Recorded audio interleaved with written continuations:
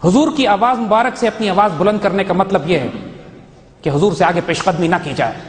جس چیز کو حضور حکم فرما دیں اس کو قبول کر لیا جائے، جس چیز کو حضور روک دیں اس سے رک جایا جائے. جس پر حضور کرم فرما دیں اور یہ فرمائیں کہ یہ میرا سپاہی ہے اس کی عزت کی جائے. جس کو حضور اپنے دربار میں بلا لیں اس پہ اعتراض بند کر دیا جائے. ہلاک ہوئے، تباہ و برباد ہوئے وہ کہ جو میرے آقا کے سپاہی کو کافر اعظم کہتے تھے. ہلاک ہوئے، تباہ و برباد ہوئے وہ جو میرے آقا کے اس مدینہ ثانی کو کافرستان کہتے تھے. ہلاک ہوئے اور تباہ و برباد ہوئے وہ جنہوں نے قائد اعظم کو اس لیے ووٹ نہیں دیا کہ ان کے خیال میں قائد اعظم شیعہ تھے. یہ بدبخت پہنچے قائد اعظم کے پاس کہنے کے لیے کہ ہم آپ کو ووٹ نہیں دیں گے کہ ہمیں شک ہے کہ آپ شیعہ ہیں. قائد اعظم نے کہا ٹھیک ہے پھر تم ایسے کرو، تم جا کے گاندھی کو ووٹ دو، وہ سنی ہوگا. اور ان بدبختوں نے پھر گاندھی کو ووٹ دیا.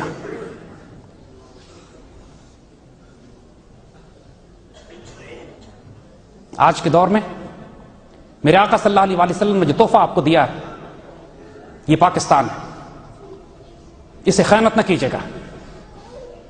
یہ تحفہ صلی اللہ علیہ السلام کی اونٹنی بھی ہے، وقت کا مدینہ ثانی بھی ہے، امت رسول صلی اللہ علیہ وسلم کی امانت بھی ہے، میرے آقا کا تحفہ بھی ہے. اس پر سایہ خدا ذوالجلال بھی ہے. اس پر جو کچھ قربان کرنا پڑے قربان کریں. فدا کا امی وابی قربان، یہ سیدی آپ کے اوپر، میرے ماں، میرے باپ، میری جان، میرے مال، میری عزت، میری آبرو، میرا سب کچھ. یہ سوال نہیں کرنا کہ میرے آقا نے مجھے کیا دیا، سوال یہ کرنا ہے میں نے اپنے آقا پر کیا فدا کیا، کیا چھوڑ دیا. کچھ نہیں باقی. صدیق کے لیے بس اللہ، اس کا رسول بس.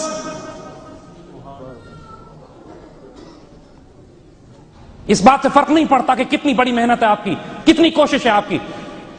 جب غزوہ تبوک کے موقع پر سامان طلب کیا گیا، سیدنا عمر فرماتے ہیں آج میں سب سے زیادہ سامان لے کے جاؤں گا. گھر کے 2 حصے کیے، آدھا سامان لے کے میرے آقا کی خدمت میں پہنچے. سیدنا ابو بکر صدیق رضی اللہ تعالیٰ عنہ گھر کا پورا سامان سمیٹ کر پہنچے ہوئے تھے. جب پوچھا صدیق اکبر سے صدیق گھر پہ کیا چھوڑا، فرماتے ہیں کہ صدیق کے لیے اللہ، اس کا رسول بس. ایک صحابی موجود دھاڑے مار مار کے رونے لگے، کچھ بھی نہیں تھا پاس، خالی ہاتھ. وہ ایک یہودی کے پاس گئے، اس سے کہا میں تمہارے کھیت میں کام کرتا ہوں. سارا دن کام کیا اور پھر ایک مٹھی بھر کھجور مزدوری کے طور پر ملی. وہ مٹھی بھر کھجور لے کر آئے آقا کے پاس. سیدی میرے پاس تو یہی تھا. میرے آقا نے وہ کھجوریں لی، پورے سامان پہ بکھیر دی کہ اب تمام سامان سے زیادہ قیمتی یہ کھجوریں کہ تو لے کر آیا. یہ نہ دیکھنا کہ آپ کی کوشش اللہ، اس کے رسول صلی اللہ علیہ وسلم کے دین کے لیے اور اس پاکستان کے لیے کتنی چھوٹی ہے کتنی بڑی ہے. اپنی نیتوں کو خالص رکھنا. میرے آقا کرم فرمانے والے ہیں، رحم فرمانے والے ہیں، مساکین کی کوششوں کو قبول فرمانے والے ہیں. صرف ایک شرط ہے، 2 جہانوں کی سرداری آپ کے لیے. شرط صرف ایک ہے کہ محمد سے وفا تو نے تو ہم تیرے ہیں. یہ جہاں چیز ہے کیا، لوح و قلم تیرے ہیں. بندہ مومن کی جو صفت اللہ تعالیٰ بتاتا ہے، جو اقبال نے واضح کر دی، عاشق رسول تقدیر کا پابند نہیں ہوتا. عاشق رسول تقدیر کا پابند نہیں ہوتا. خدا اس سے خود پوچھتا ہے بتا تیری رضا کیا ہے. عاشق رسول کوئی اندازہ کر سکتا ہے اس کے زور بازو کا کہ نگاہ مرد مومن سے بدل جاتی ہیں تقدیریں. عاشق رسول اقبال فرماتے ہیں تقدیر کے پابند جمادات و نباتات، مومن فقط احکام الہی کا ہے پابند. وہ بندہ آزاد، وہ مرد آزاد جو کائنات کی وسطوں میں تکبیر مسلسل دیتا ہے، جس کی اذان سے شبستان وجود لرزتے ہیں، وہ بندہ مومن کی اذان سے پیدا ہوتی ہے. جو فرق ایک عام مسلمان میں اور ایک بندہ مومن میں کہ عام مسلمان رسم اذان دیتا ہے، بندہ مومن کے پاس روح بلالی ہوتی ہے.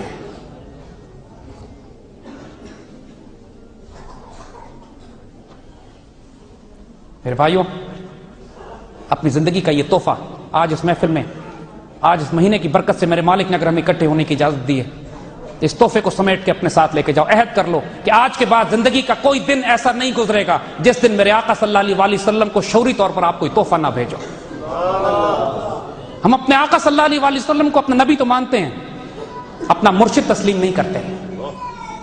مرشد کا مطلب ایک ذاتی روحانی فیض، جس سے پیار ہوتا ہے، جس سے عشق ہوتا ہے، اس سے فیض لیا بھی جاتا ہے، اس کو تحفے بھیجے بھی جاتے ہیں. درود شریف سے لے کر اپنے تمام نیک اعمال تک جو استطاعت ہو، جو بھیجنا چاہو. جس طرح سیدنا ابوبکر صدیق پورا سامان لائے، کوئی آدھا سامان لائے، کوئی مٹھی بھر لائے، جس کی استطاعت جو تھی، جو تمہاری استطاعت ہو، اپنے آقا صلی اللہ علیہ وسلم کو تحفے بھیجتے جانا. دربار نبوی میں جس کے تحفے پہنچتے ہیں پھر اس کو جوابی تحفے میرے آقا صلی اللہ علیہ وسلم کی طرف سے آتے. میرے آقا نے کبھی کسی کو خالی ہاتھ نہیں بھیجا. اللہ آپ کا حامی و ناصر ہو. میرے آقا صلی اللہ علیہ وسلم کا عشق اور ادب ہماری سب سے بڑی میراث، سب سے بڑا اثاثہ ہے. ہمارے اعمال ہمارے کام نہیں آئیں گے، ہمارا ادب کام آئے گا، ہماری عشق کام آئے گا. اپنے ادب اور اپنے عشق پر کبھی سمجھوتا نہ کرنا. اعمال کی غلطیاں کوتاہیاں میرا مالک معاف کرنے والا ہے. ایک بدو، اور یہ باتیں علماء نے، بزرگوں نے کتابوں میں لکھی ہوئی ہیں. امام نووی اپنی کتاب میں اس واقعے کا ذکر کرتے ہیں. کتاب الاذکار ان کی مشہور کتاب ہے، بزرگ جانتے ہیں کہ ایک بدو میرے آقا صلی اللہ علیہ وسلم کے دربار پر حاضر ہوا. حضور ظاہراً پردہ فرما چکے ہیں، اور دربار پہ آ کے روتا ہے اور کہتا ہے کہ سیدی، میں نے قرآن میں پڑھا ہے کہ اگر تم اپنی جانوں پر ظلم کر بیٹھو، میں نے قرآن میں پڑھا ہے کہ اگر تم اپنی جانوں پر ظلم کر بیٹھو تو اللہ کے رسول کے پاس آ جاؤ. جب اللہ کے رسول تمہارے لیے مغفرت کی دعا طلب کریں گے تو اللہ کو وہ غفور الرحیم پائیں گے. تو سیدی اب میں کہاں جاؤں؟ میں آپ کے دربار پر حاضر ہو گیا ہوں، میں نے اپنی جانوں پر بڑا ظلم کیا ہے، میری مغفرت کروائیے. اور اس کے بعد اس بدو نے وہ شعر پڑھے کہ جو وجود اس جگہ پر قیام فرماتے ہیں، ان سے زیادہ خوبصورت وجود کائنات میں وجود نہیں رکھتے. وفیہ جود والعفو والکرم. اس شعر کا آخری مصرع یہ تھا جو آج بھی روضہ پاک کی جالیوں پہ یہ شعر لکھے ہوئے ہیں. اس کے بعد امام نووی اپنی کتاب میں لکھتے ہیں کہ جب وہ بدو تشریف لے گئے تو وہاں ایک بزرگ تشریف رکھتے تھے. فوراً ہی خواب میں ان کو حضور کی زیارت ہوئی. حضور نے فرمایا اس بدو کو اطلاع کرو. اس کی حاضری قبول ہوئی، اللہ نے اس کو مغفرت قبول فرما لی. اپنے گناہوں سے انسان کو شرمندہ ضرور ہونا چاہیے، لیکن یہ امید اور آسرا رکھیے کہ جن کی آپ امت ہیں،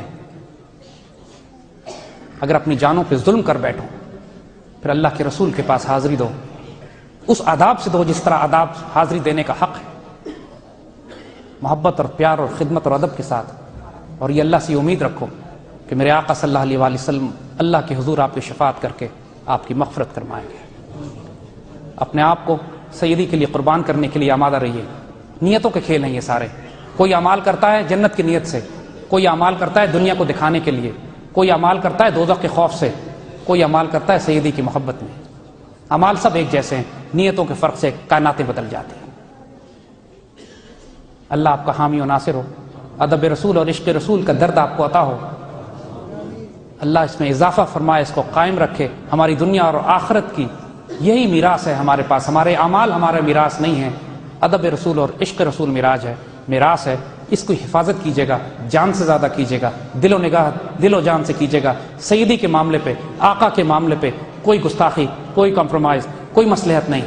آقا کی عزت اور حرمت کے معاملے میں جب وہ غازی علم دین، بڑے بڑے لوگ اس وقت گفتگو کرتے رہے.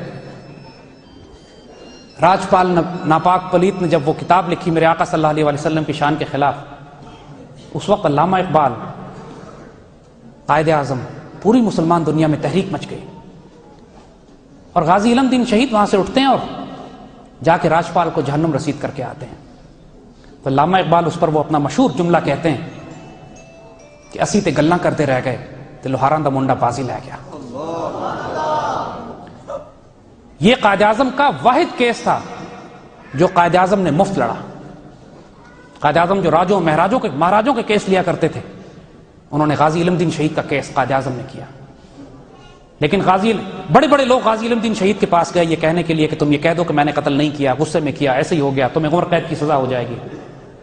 علامہ اقبال کے پاس بھی آئے کہ آپ غازی علم دین سے کہیں یا انگریزوں سے سفارش کر دیں. تو علامہ اقبال نے اس کے اوپر ایک نظم لکھی اور مخاطب کر کے مسلمانوں کو کہا کہ یہ اہل حرم جو ہیں، یہ اہل عشق ہیں، ان کی دیت تم اہل کلیسا سے مت طلب کرو. یہ شہادت طلب کرنے والے لوگ ہیں، یہ شہادت چاہتے ہیں، ان کو مت رکو، شہادت لینے دو انہیں. جب اقبال گئے غازی علم دین کے پاس، صرف لوگوں نے مجبور کر کے بھیج دیا کہ جائیں بات تو کریں. اقبال جب غازی علم دین کے پاس پہنچے تو دونوں میں کوئی بات نہیں ہوئی. صرف اقبال کو غازی علم دین شہید نے دیکھا اور بڑے پیار سے کہتا ہے، اقبال تسی نہیں. اقبال دھاڑے مار مار کے رونے لگے اور وہیں سے لوٹ آئے. اور پھر وہ مشہور نظم لکھی کہ ان اہل عشق کی دیت اہل کلیسا سے نہ مانگو. اللہ آپ کا حامی و ناصر ہو، اللہ پاکستان کا حامی و ناصر ہو، آپ کے سروں پہ بزرگوں کے سائے سلامت رہیں، آپ کا عشق سلامت رہے۔ وہ یاد رکھیے گا بابا، حضرت سلطان باہو رحمۃ اللہ علیہ کی بات، ایمان سلامت ہر کوئی منگے، عشق سلامت کوئی ہو۔ اللہ آپ کے عشق کو سلامت رکھے۔ جزاک اللہ خیر۔ وعلیکم السلام ورحمۃ اللہ وبرکاتہ۔ جزاکم اللہ ماشاء اللہ، بارک اللہ، بارک اللہ، اللہ اور اضافہ دے، ذوق کو مزید تک کیا تھا۔